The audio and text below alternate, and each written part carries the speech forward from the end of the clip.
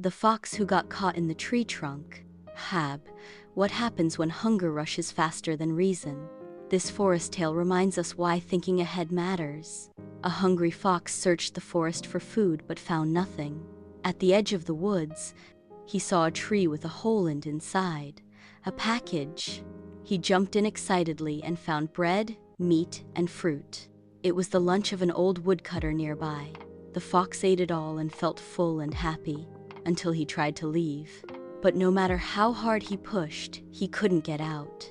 Why? He had eaten so much, he was now too big to fit through the hole. He sighed. I wish I had thought before jumping in. Moral value. Acting without thinking can trap us in unexpected problems. Think before you leap. Match the words to their meanings. Words. 1. Package. 2. Trunk. 3. Thirsty. 4. Forest meanings. A. The main part of a tree. B. A group of many trees. C. A box or container. D. Wanting to drink. Match the sentence parts to make complete ideas. 1. The fox couldn't get out of the tree because. 2. The food inside the package. 3. The fox learned that. A. He had eaten too much. B. Came from the woodcutter.